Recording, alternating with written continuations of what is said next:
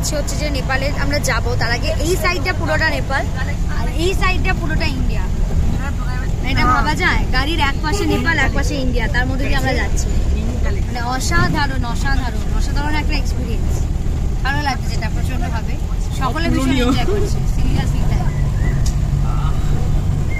ভিউটা দেখো, তো সুন্দর গাছের মধ্যে দিয়ে যেতে।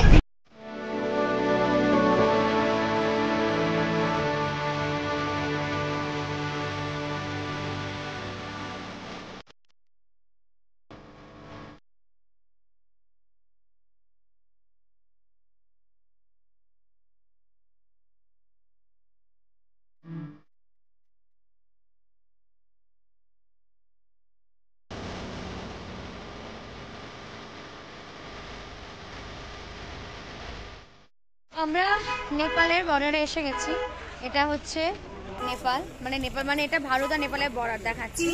এখান থেকে আমাদের গাড়িটা একটু নিচের দিকে চলে যাবে, আমাদের নামিয়ে দিয়ে এখান থেকে অন্য গাড়ি করে আমাদের যেতে হবে, কারণ এসব গাড়ি ওখানে দেবে না, অ্যালাউ করবে না। চলো, হ্যালো, দাঁড়াও। ওকে, তো আমরা নেপাল থেকে গাড়িতে উঠে পড়েছি। বর্ডারটা একবার দেখাই, নেপালের বর্ডার, ওই যে নেপালের পতাকা দেখা যাচ্ছে। এখান থেকে আমরা এবার যাচ্ছি হচ্ছে Pashupati market. Finally at Nepal. यहाँ पर इंडिया का करेंसी चलता है। हाँ, सब इंडिया के चलेगा सर। तो कैसे एक्सचेंज होता है यहाँ पर? एक्सचेंज करेंसी एक ही है आई थिंक। आपके पास इंडियन करेंसी है ना? वही सब चलेगा इधर। মানে ইন্ডিয়ান কারেন্সি এখানকার কারেন্সি একই রে, বুঝলি, সব চলবে, অসুবিধা নেই।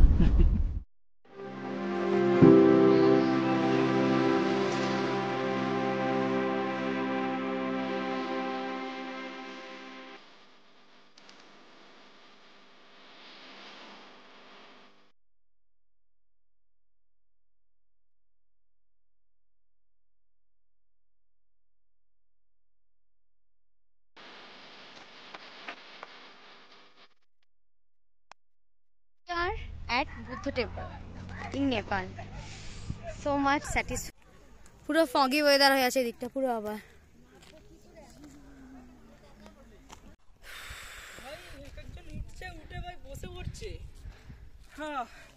আর এখানে আমরা এখন এই যে ব্রিজের উপর দিয়ে হাঁটছি। এই যে নিচে সব আছে ওরা।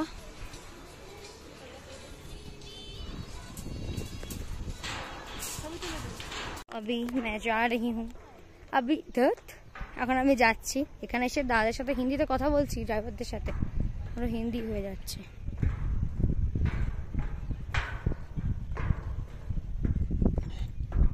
বাবা হ্যালো,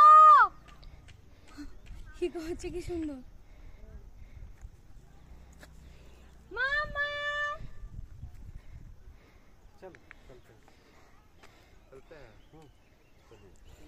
এরম দেখাও, এরম দেখাও, দেখিয়ে দাও, এরম ভাবে ধরো, বলি। অসাধারণ ভিউ। অনেকটা সিঁড়ি ভেঙে আমরা এসেছি, মা উঠতে পারিনি, বাট এলে বুঝতে পারা যাবে কি অসাধারণ ভিউ। পুরো মেঘগুলো আমাদের এখান দিয়ে, পুরো যেন এখান দিয়ে মেঘগুলো উড়ে উড়ে যাচ্ছে, আমরা সেটা ফিল করতে পারছি। অসম্ভব সুন্দর জায়গা। ভিউটা একটু দেখিয়ে দাও।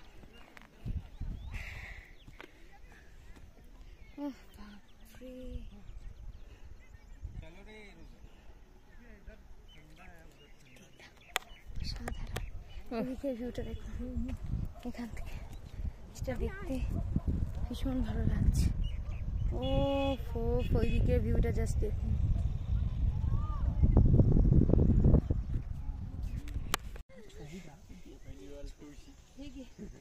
এলাম হচ্ছে ওই সাইড দিয়ে, নামবো এই সাইড দিয়ে। থাকুক না, হ্যাঁ এখানে ঠান্ডা কোথায়।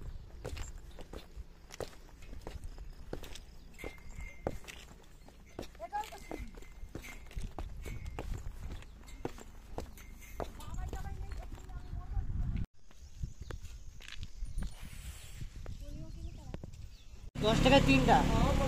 এখানে আমরা ফুচকা খাচ্ছি এখন। এটা হচ্ছে নেপালের পশুপতি মার্কেট। ফাঁকা ফাঁকা আছে, এটা একটা ব্যাপার। আরে আমি ধরছি, ও ছেড়ে দিচ্ছে, ছাড়বি না একদম।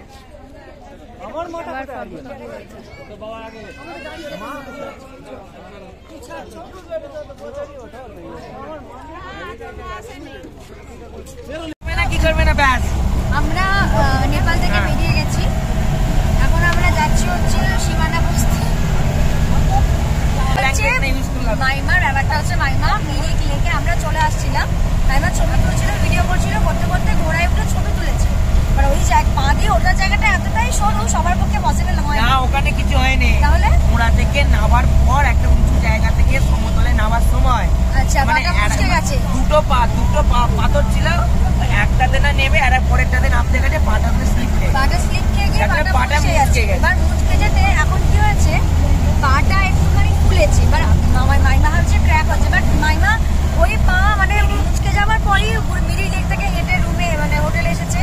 সেখান থেকে এতক্ষণ বুদ্ধ টেম্পেলে এতটা উঁচু, অনেকগুলো সিঁড়ি, প্রায় 100টার ওপর সিঁড়ি ছিল, উঠেছে, কিন্তু এখন পাটা ব্যথা করছে, এটা মনে হয় ফুলেছে কোনো কারণে, মনে হয় শিরা টিরা নার্ভ কোথাও লেগেছে। আমরা গিয়ে বলেছি একটুখানি দেওয়া হয়ে গেছে, ওষুধের কাজ করছে, আর একটু গিয়ে বলি স্প্রে লাগাবার, ওই ক্রেপ ব্যান্ডেজ করে রেখে দেবো।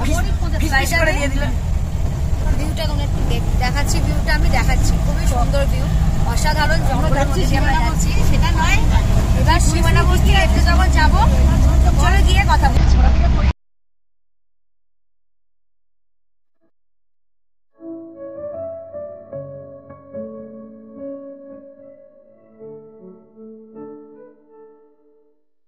নেমেছি হচ্ছে সীমানা বস্তি, সীমানা, হ্যাঁ সীমানা বস্তি, বাট এটা একটা ভিউ পয়েন্ট অ্যাকচুয়ালি সীমানা বস্তিটা। খালি ভিউটা দেখা যায়, ঢুকে যাবে না ঢুকবো না, জাস্ট মেঘগুলো উড়ে বেড়াচ্ছে, পরিষ্কার দেখা যাচ্ছে। দুটো ছবি তুলেছি,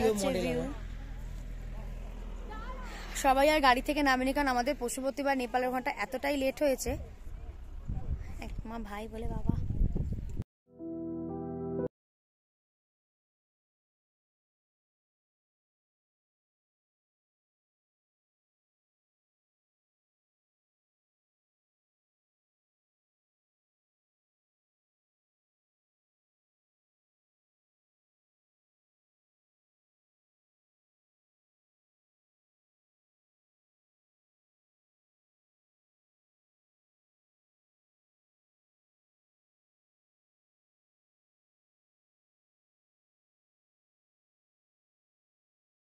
সাবস্ক্রাইব করে দিও। Bye bye.